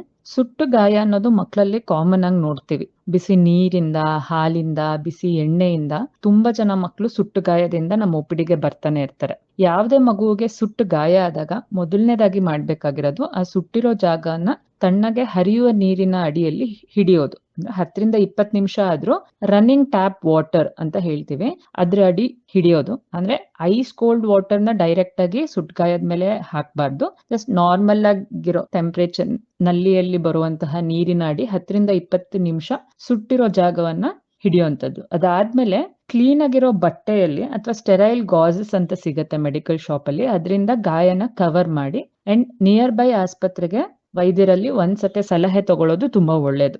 ಏನೇನ್ ಮಾಡ್ಬಾರ್ದು ಮನೆಯಲ್ಲಿ, ತುಂಬಾ ಜನ ಸುಟ್ಗಾಯಕ್ಕೆ ಅರ್ಶಿನ ಹಚ್ಚು, ತುಪ್ಪ ಹಚ್ಚು, ಟೂತ್ ಪೇಸ್ಟ್ ಹಚ್ಚಿದ್ರೆ ವಾಸಿ ಆಗತ್ತೆ, ಇದನ್ನೆಲ್ಲ ಪ್ರಾಕ್ಟೀಸಸ್ ಈಗ್ಲೂ ಕೂಡ ಇಟ್ಕೊಂಡಿದ್ದಾರೆ. ತುಂಬಾ ತಪ್ಪು. ಯಾವುದೇ ಕಾರಣಕ್ಕೂ ಸುಟ್ಗಾಯಕ್ಕೆ ಎಣ್ಣೆ ಆಗ್ಲಿ, ತುಪ್ಪ ಆಗ್ಲಿ, ಅರ್ಶಿನ, ಟೂತ್ ಪೇಸ್ಟ್ ಇದು ಯಾವ್ದನ್ನು ಹಚ್ಬಾರ್ದು ಅಂಡ್ ಡೈರೆಕ್ಟ್ ಆಗಿ ಐಸ್ ಕೂಡ ಇಡ್ಬಾರ್ದು. ಮತ್ತೆ ಸುಟ್ಟಾಗ ಕೆಲವೊಂದಿಷ್ಟು ಸತಿ ಬೊಬ್ಬೆ ಬಂದಿರತ್ತೆ, ಅದನ್ನ ಒಡಿಲಿಕ್ ಹೋಗ್ಬಿಡಿ, ಇನ್ಫೆಕ್ಷನ್ ರಿಸ್ಕ್ ಜಾಸ್ತಿ ಆಗತ್ತೆ. ಅಂಡ್ ಕಾಟನ್ ಹಾಗೆ ಇರೋ ಹತ್ತಿಯನ್ನು ಕೂಡ ಇಡಬಾರ್ದು, ಯಾಕಂದ್ರೆ ಹತ್ತಿಲಿರೋ ನೂಲ್ಗಳೆಲ್ಲ ಗಾಯ ಕಂಡ್ಕೊಳ್ಳುತ್ತೆ, ಆಮೇಲೆ ತೆಗಿಬೇಕಾದ್ರೆ ತುಂಬಾ ಕಷ್ಟ ಆಗತ್ತೆ. ಸೊ ಯಾವಾಗ್ಲೂ ಕ್ಲೀನ್ ಆಗಿರೋ ಕಾಟನ್ ಬಟ್ಟೆ ಅಥವಾ ಸ್ಟೆರೈಲ್ ಗಾಜ್ ಇಂದ ಗಾಯನ ಕವರ್ ಮಾಡ್ಬೇಕಾಗತ್ತೆ. ನಿಮ್ಮ ಮಗು ಅಂಗೈಕ್ಕಿಂತ ದೊಡ್ಡ ಸುಟ್ಟ ಗಾಯ ಇದೆ ಅಂದ್ರೆ ವೈದ್ಯರಲ್ಲಿ ತೋರಿಸ್ಲೇಬೇಕಾಗತ್ತೆ. ಅಥವಾ ದೇಹದ ಕೆಲವೊಂದಿಷ್ಟು ಭಾಗಗಳಲ್ಲಿ ಮುಖ, ಅಂಗೈ, ಅಂಗಾಲು, ಜನನಾಂಗ ಅಥವಾ ಗಂಟುಗಳ ಮೇಲೆ ಗಾಯ ಆದಾಗ, ಸುಟ್ ಗಾಯ ಆದಾಗ ವೈದ್ಯರ ಸಲಹೆ ಬೇಕಾಗೇ ಆಗತ್ತೆ. ನೆಕ್ಸ್ಟ್, ತಲೆಗೆ ಪೆಟ್ಟು ಬೀಳೋದು ತುಂಬಾ ಸಹಜ. 6 ತಿಂಗಳು ಮೇಲಿನ ಮಕ್ಕಳಲ್ಲಿ ಓಡಾಟ ಯಾವಾಗ ಸ್ಟಾರ್ಟ್ ಆಗತ್ತೆ, ಬೀಳೋದು ಮಂಚದಿಂದ ಬಿದ್ರು ಅಥವಾ ಆಟ ಆಡ್ಬೇಕಾದ್ರೆ ಮೆಟ್ಲಿಂದ ಬಿದ್ರು. ಸೊ ಈ ತರ ತುಂಬಾ ಕಾಮನ್ ಆಗಿ ನೋಡ್ತಾನೆ ಇರ್ತೀವಿ. ತುಂಬಾ ಪೇರೆಂಟ್ಸ್ ಬರ್ತಾರೆ, ಮಂಚದಿಂದ ಬಿತ್ತು, ಜೋಕಾಲಿಯಿಂದ ಬಿದ್ರು. ಸೊ ತಲೆಗೆ ಪೆಟ್ಟು ಬಿದ್ದಾಗ ಪೋಷಕರು ಗಾಬರಿ ಆಗೋ ನೆಸೆಸಿಟಿ ಇಲ್ಲ. ತಲೆಗೆ ಪೆಟ್ಟು ಬಿದ್ದಾಗ, ಹೆಡ್ ಇಂಜುರಿ ಆದಾಗ ಕೆಲವೊಂದಿಷ್ಟು ಡೇಂಜರ್ ಸೈನ್ಸ್ ಅಂತ ಇರತ್ತೆ. ಸೊ ಆ ತರದನ್ನ ಐಡೆಂಟಿಫೈ ಮಾಡಿ ಪೋಷಕರು ವೈದ್ಯರಲ್ಲಿ ತೋರಿಸ್ಬೇಕಾಗತ್ತೆ. ಡೇಂಜರ್ ಸೈನ್ಸ್ ಯಾವ್ದು ಇಲ್ಲ ಅಂದ್ರೆ 24-48 ಗಂಟೆ ನೀವೇ ಮನೇಲಿ ಮಗುನ ಕ್ಲೋಸ್ ಆಗಿ ಅಬ್ಸರ್ವ್ ಮಾಡಿ, ಏನೂ ತೊಂದರೆ ಕಾಣಿಸ್ಲಿಲ್ಲ ಅಂದ್ರೆ ಏನು ಮಾಡೋ ಅಗತ್ಯ ಇರೋದಿಲ್ಲ. ಸೊ ಹೆಡ್ ಇಂಜುರಿ ಆದಾಗ ಯಾವ್ದು ಡೇಂಜರ್ ಸೈನ್ಸ್, ಈಗ ಮಗು ಮೇಲಿಂದ ಬಿದ್ದಿದೆ, ತಲೆಗೆ ಪೆಟ್ಟು ಬಿದ್ದಿದೆ ಅಂದಾಗ ಮಗುಗೆ ಎಚ್ಚರ ಏನಾದ್ರೂ ತಪ್ಪಿದ್ರೆ, ಪ್ರಜ್ಞೆ ತಪ್ಪಿದ್ರೆ, ಮಗು ಅನ್ಕಾನ್ಶಿಯಸ್ ಆಯ್ತು, ಅಥವಾ ಮಗುಗೆ ಫಿಟ್ಸ್ ತರ ಏನಾದ್ರು ಆಗಕ್ ಶುರುವಾದ್ರೆ, ಅಥವಾ ತುಂಬಾ ರಿಪೀಟೆಡ್ ಆಗಿ ವಾಮಿಟ್ ಮಾಡ್ತಿದೆ, ಪದೇ ವಾಂತಿ ಮಾಡ್ತಾ ಇದ್ರೆ, ಅಥವಾ ಕಿವಿ, ಮೂಗು, ಬಾಯಿಂದ ಏನಾದ್ರೂ ಬ್ಲೀಡಿಂಗ್, ENT ಬ್ಲೀಡ್ ಅಂತ ಹೇಳ್ತೀವಿ, ಇಯರ್ಸ್, ನೋಸ್ ಅಥವಾ ಥ್ರೋಟ್ ಇಂದ ಬ್ಲೀಡಿಂಗ್ ಆದ್ರೆ, ಅಥವಾ ಯಾವುದೇ ಕೈ ಕಾಲ್ನ ಮಗುಗೆ ಮೂವ್ ಮಾಡಕ್ ಆಗ್ತಾ ಇಲ್ಲ, ಬಲ ಇಲ್ಲದೆ ಇರೋ ತರ ಇದ್ದಾಗ, ಅಥವಾ ಅತಿಯಾದ ಕಿರಿಕಿರಿ ಏನಾದ್ರೂ ಕಾಣಿಸಿದ್ರೆ ಅವಾಗ ವೈದ್ಯರ ಸಲಹೆ ಬೇಕಾಗತ್ತೆ. ಕೆಲವೊಮ್ಮೆ ತಲೆದು CT ಸ್ಕ್ಯಾನ್ ಕೂಡ ಮಾಡಿಸ್ಬೇಕಾಗಬಹುದು. ಇದನ್ನು ಹೊರತುಪಡಿಸಿ ನಿಮ್ಮ ಮಗು ಬಿದ್ದಾಗ ಸ್ವಲ್ಪ ಸಮಯ ಹೊತ್ತು ಮಾಮೂಲಿಯಾಗಿ ಸಮಾಧಾನ ಆಗಿದೆ, ತುಂಬಾ ಪದೇ ವಾಮಿಟ್ ಏನೂ ಆಗಿಲ್ಲ, ಎಚ್ಚರ ತಪ್ಪಿಲ್ಲ ಅಂತ ಹೇಳಿದಾಗ ಯಾವುದೇ ರೀತಿ ಗಾಬರಿ ಆಗೋ ಅಗತ್ಯ ಇಲ್ಲ. ತಲೆಗೇನಾದ್ರೂ ಪೆಟ್ಟು ಬಿದ್ದು ಊತ ಬಂದಿದ್ರೆ ಆ ಭಾಗವನ್ನ ಕ್ಲೀನ್ ಮಾಡಿ ಸ್ವಲ್ಪ ಐಸ್ ಪ್ಯಾಕ್ ಏನಾದ್ರೂ ಇಟ್ರೆ ಸ್ವೆಲ್ಲಿಂಗ್ ಎಲ್ಲ ಕಡಿಮೆ ಆಗತ್ತೆ. 24-48 ಗಂಟೆ ಮಗುನ ಅಬ್ಸರ್ವ್ ಮಾಡಿ ನೀವೇ. ಯಾವುದೇ ರೀತಿ ಮೇಲ್ಕಂಡಂತಹ ಲಕ್ಷಣಗಳು ಕಾಣಿಸಿದ್ರೆ ಡಾಕ್ಟರ್ಲಿ ತೋರಿಸಿ, ಇಲ್ಲ ಅಂದ್ರೆ ಗಾಬರಿ ಆಗೋ ನೆಸೆಸಿಟಿ ಇರೋದಿಲ್ಲ. ಧನ್ಯವಾದಗಳು. ಶಿವಮೊಗ್ಗದ ಸರ್ಜಿ ಆಸ್ಪತ್ರೆಯಲ್ಲಿ ಮೊಡವೆ, ಡ್ಯಾಂಡ್ರಫ್, ಭಂಗು, ಹುಳುಕಡ್ಡಿ, ಅಲರ್ಜಿ, ತೊನ್ನು, ಇಸುಬು, ಸರ್ಪಹುಣ್ಣು, ನರಗುಳ್ಳೆ ತಗ್ಸೋದು, ಹಂಗೆ ಮುಖದಲ್ಲಿರೋ ಕೂದಲು ತೆಗೆಯೋದು, ಹಿಂಗೆ ಎಲ್ಲಾ ರೀತಿಯ ಚಿಕಿತ್ಸೆ ಮಾಡ್ತಾರೆ. ಹೌದು, ಹಲವಾರು ವರ್ಷಗಳಿಂದ ಗುಣಮಟ್ಟದ ಆರೋಗ್ಯ ಸೇವೆ ನೀಡುತ್ತಾ ಬಂದಿರುವ ಸರ್ಜಿ ಆಸ್ಪತ್ರೆಯಲ್ಲಿ ಅತ್ಯಾಧುನಿಕ ತಂತ್ರಜ್ಞಾನದಿಂದ ನುರಿತ ವೈದ್ಯರ ತಂಡದಿಂದ ಕೈಗೆಟಕುವ ಬೆಲೆಯಲ್ಲಿ ನಿಮ್ಮ ಚರ್ಮ ಮತ್ತು ಸೌಂದರ್ಯ ಸಂಬಂಧಿಸಿದ ಎಲ್ಲಾ ಬಗೆಯ ಚಿಕಿತ್ಸೆ ಲಭ್ಯ. ಇಂದೇ ಭೇಟಿ ಕೊಡಿ ಸರ್ಜಿ ಸೂಪರ್ ಸ್ಪೆಷಾಲಿಟಿ ಆಸ್ಪತ್ರೆ, ರಾಘವೇಂದ್ರ ಸ್ವಾಮಿ ಮಠದ ಹತ್ತಿರ, ಶಿವಮೊಗ್ಗ. ಹೆಲ್ತ್ ಹಿಟ್ಸ್ ಆರೋಗ್ಯ ಸೂತ್ರ ಕಾರ್ಯಕ್ರಮ ಕೇಳಿದಿರಿ. ಈ ಕಾರ್ಯಕ್ರಮದ ಪ್ರಾಯೋಜಕರು ಸರ್ಜಿ ಆಸ್ಪತ್ರೆ, ಶಿವಮೊಗ್ಗ.